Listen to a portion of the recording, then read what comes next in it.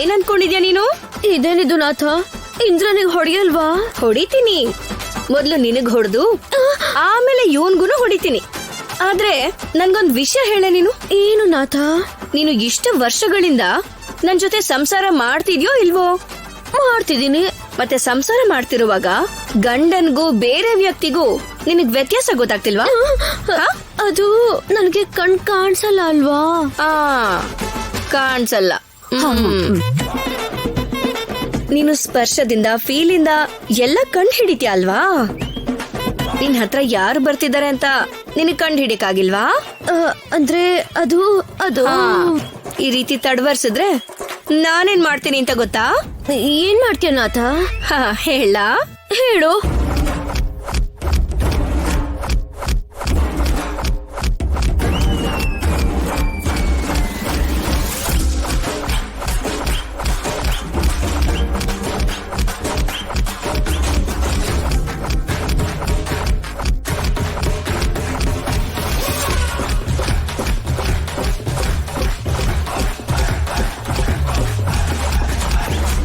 ಅಯ್ಯೋ ಚಾರು,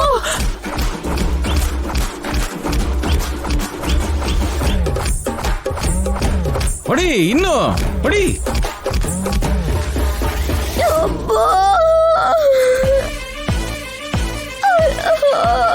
ಅಯ್ಯೋ ನನ್ ಸೊಂಟ.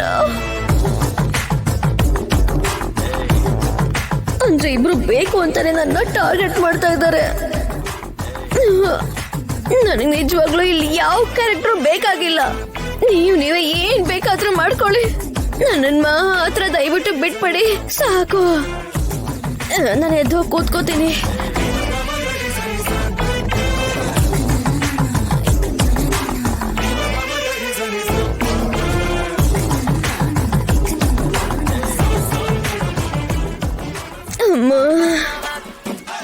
ನಮ್ ಚಾರು ಗದೆ ಕರೆಕ್ಟು. ಇಲ್ಲ ಅಂದ್ರೆ ಇವರಿಬ್ರು ಸೇರಿ ಹಿಗ್ಗ ಮುಗ್ಗ ಹೊಡಿತಾರೆ. ಹೌದೌದು. ಕುಕ್ಕುರುಕು.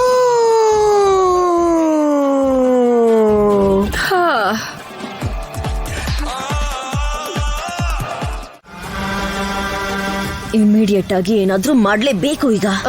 ಏನ್ ಮಾಡ್ತೀಯಾ? ಇದಕ್ಕೀಗ ಒಂದೇ ಒಂದ್ ಸೊಲ್ಯೂಷನ್ ಇರೋದು. ನಾನು ಮತ್ತೆ ಮಾವ ಒಂದಾಗ್ಬೇಕು.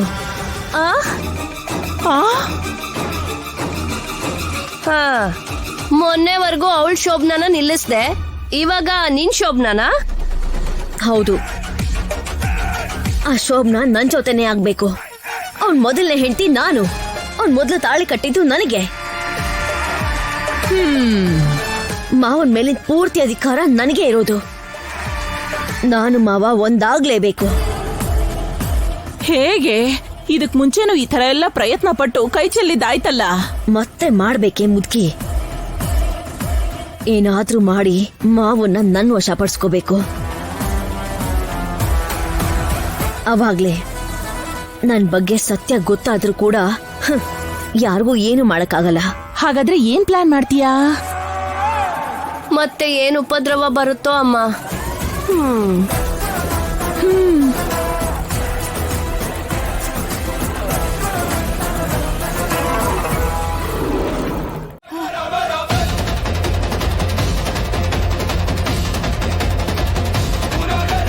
ಆ ದೇವಸ್ಥಾನದ ಬಾಗಿಲು ಮುಚ್ಚಿಸಿದ್ರೆ ದುಡ್ಡು ಕೂಡ ಕೊಡ್ತೀನಿ ಅಂದ್ರು.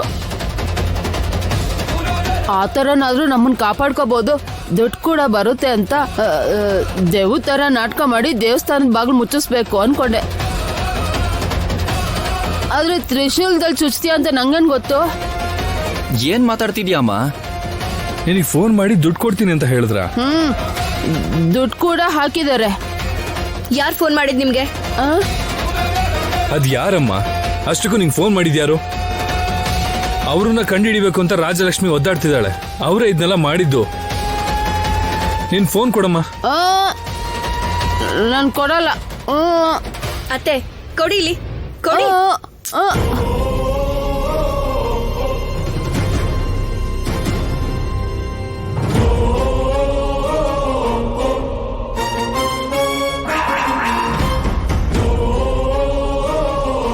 ಈ ನಂಬರ್ ಏನಾ? The number you are trying to call is currently not reachable. Please ಅನ್ಕೊಂಡಿದ್ದೆ ಇದನ್ನೆಲ್ಲ ಮಾಡ್ತಿರೋನು ಅಷ್ಟು ಈಸಿಯಾಗಂತೂ ಸಿಗಲ್ಲ. ಆ ಸಿಮ್ನ ಡಿಆಕ್ಟಿವೇಟ್ ಮಾಡಿ ಬಿಸಾಕ್ಬಿಟ್ಟಿದ್ದಾನೆ ಅನ್ಸತ್ತೆ. ಅದಕ್ಕೆ ನಂಬರ್ ಕೆಲಸ ಮಾಡ್ತಿಲ್ಲ. ಅಯ್ಯೋ ರಜಿ ಮತ್ತ ಅವ್ರನ್ನ ಹೇಗ್ ಹಿಡಿಯೋದು? ಯಾಕೆ ಹಿಡ್ಕೋಬೇಕು? 10 ಲಕ್ಷ ದುಡ್ಡು ಕೂಡ ಕೊಟ್ಟಿದ್ದಾನೆ, ಪುಣ್ಯಾತ್ಮ ಅವನು. ಅಮ್ಮ, ಯಾರು ಏನೇ ಹೇಳಿದ್ರು ಅದನ್ನ ಮಾಡ್ಬೋದಾ? ಅವತ್ತು ದೇವಸ್ಥಾನದಲ್ಲಿ ನಡೆದ ಘಟನೆಗೆ ಕಾರಣ ಅವರೇ ಇದನ್ನೆಲ್ಲ ಮಾಡ್ತಿರೋದು. ನನ್ನ ಸಾಯಿಸ್ಬೇಕು ಅಂತ ಅನ್ಕೊಂಡಿದ್ದು ಅವರೇನೆ.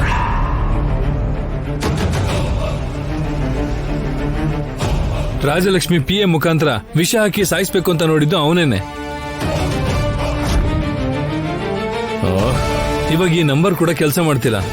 ಹೇಗ್ ರಾಜಿ? ಆ, ನೀವು ಅಕೌಂಟ್ಗೆ ದುಡ್ಡು ಬಂತು ಅಂತ ಹೇಳಿದ್ರಿ ಅಲ್ವಾ? ನಾನು ಕೊಡಲ್ಲ. ಅಯ್ಯೋ ಅತ್ತೆ, ನನಗ್ ದುಡ್ಡೇನ್ ಬೇಕಾಗಿಲ್ಲ. ಯಾವ ಅಕೌಂಟ್ ಇಂದ ಬಂದಿದ್ಯೋ ಅದನ್ನ ಹೇಳಿ.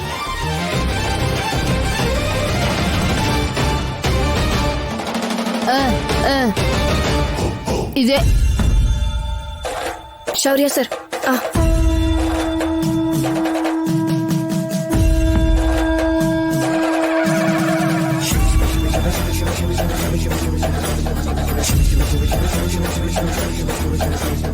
ಶೌರ್ಯ ಸರ್, ಈ ನಂಬರ್ ತೋರಿಸಿ ನಾವು ಬ್ಯಾಂಕ್ಗೆ ಹೋಗಿ ಎನ್ಕ್ವೈರಿ ಮಾಡಬೇಕು. ಅತ್ತೆಗೆ ಯಾವ ನಂಬರಿಂದ ದುಡ್ಡು ಬಂದಿದ್ಯೋ ಅಕೌಂಟ್ ಹೋಲ್ಡರ್ನ ಕಂಡು ಹಿಡಿದ್ರೆ ನಮ್ಗೆ ಸಿಕ್ತ ಹಾಗೇನೆ ಅಲ್ವಾ? ಆ ಡೀಟೇಲ್ಸ್ನೆಲ್ಲ ನಾನು ಗ್ಯಾದರ್ ಮಾಡ್ತೀನಿ.